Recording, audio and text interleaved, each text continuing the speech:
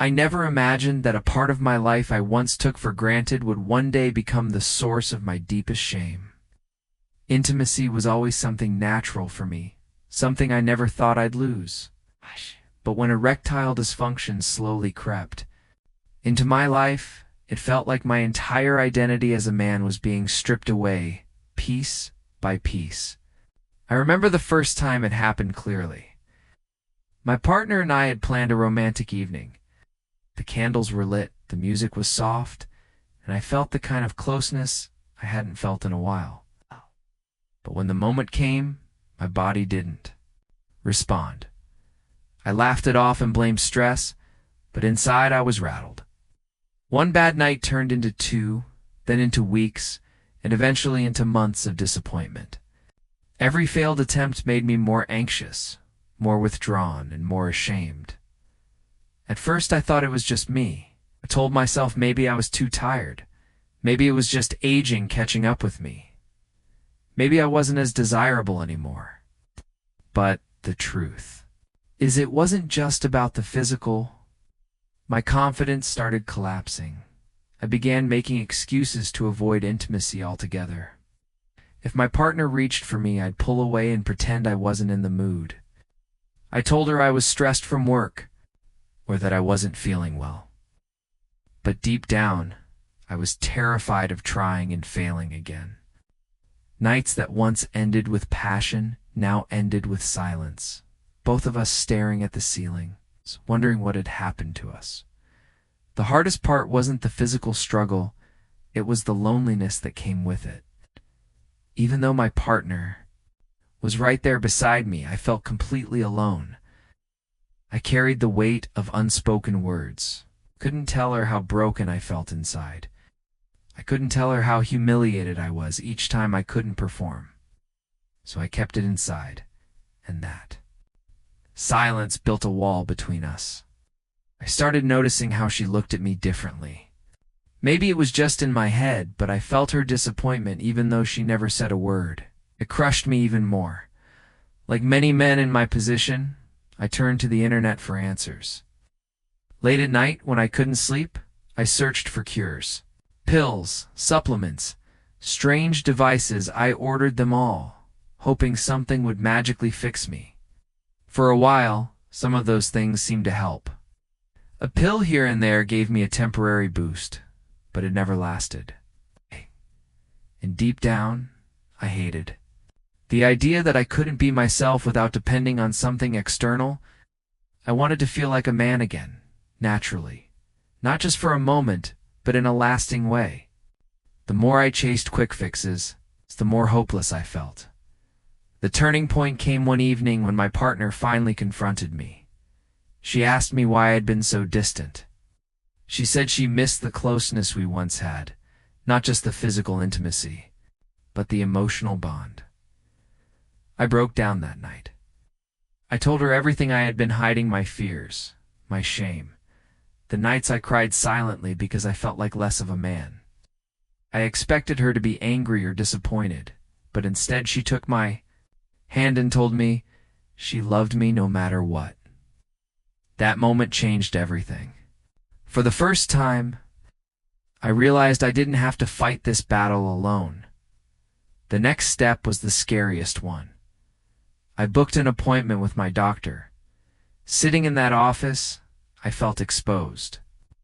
I stumbled over my words, embarrassed to even say erectile dysfunction out loud, but my doctor listened patiently. He explained that ED is far more common than I realized, especially as men get older, and that it wasn't a reflection of my masculinity. He told me it could be linked to health issues, like high blood pressure, diabetes, stress, or even the side effects of medications. In that moment, I felt a sense of relief. I wasn't broken. My body was trying to tell me something, and ignoring it wasn't the solution. With his guidance, I started making changes. The first one was my lifestyle. I had gained weight over the years, skipped exercise, and relied on fast food far too often. I started small, just walking around the block in the evenings. Slowly, those walks turned into jogs. I cleaned up my diet, adding more vegetables, lean proteins, and whole foods. I cut back on alcohol and quit smoking. Results didn't happen overnight, but within a few months, I started to notice differences. My energy returned, my sleep improved. I felt stronger, healthier, and more alive than I had in years. But physical health was only part of the journey. The mental battle was just as important. Every time I approached intimacy, there was a voice in my head whispering, "What if you fail again?" That fear alone was enough to ruin the moment. I realized I had developed a cycle of performance anxiety. To break free, I turned to mindfulness and therapy. Meditation helped me calm my mind, and therapy gave me tools to rebuild my confidence. I learned that intimacy isn't about a perfect performance, it's about connection, laughter, and closeness. Once I released the pressure to be flawless, I felt a huge weight lift off my shoulders. Opening up to my partner also transformed our relationship. Instead of pretending nothing was wrong, we started talking openly.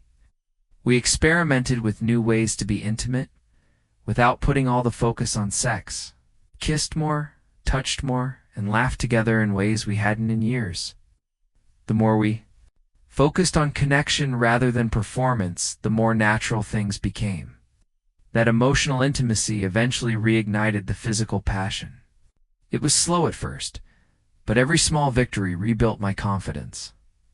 Of course, I also explored medical treatments under my doctor's supervision. Sometimes I used medication to help support the process, but unlike before, it wasn't about masking the problem.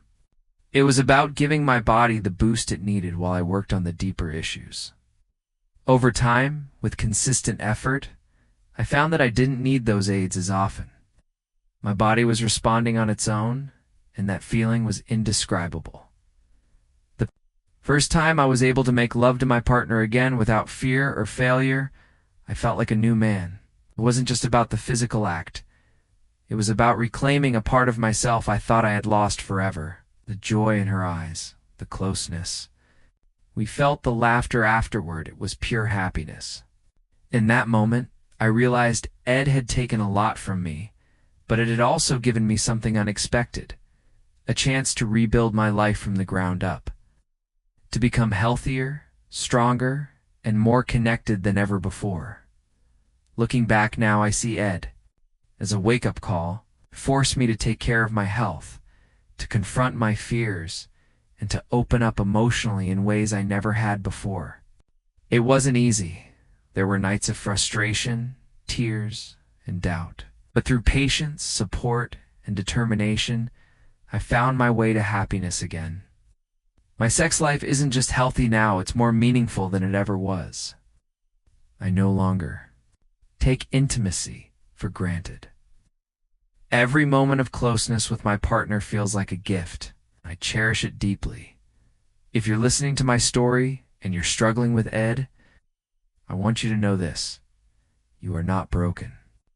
You are not alone, and you can overcome this. It may take time, it may take effort, and it may require uncomfortable honesty with yourself and with your partner, but it is possible. Don't let shame hold you back. Seek help. Take care of your body, nurture your mind, and above all, don't give up on yourself today. I am happier, healthier, and more fulfilled than I've been in decades. My relationship is stronger, my confidence is restored, and my sex life is alive again. No longer defines me. What defines me now is resilience, love, and the courage to face my struggles head on. If I can do it, so can you.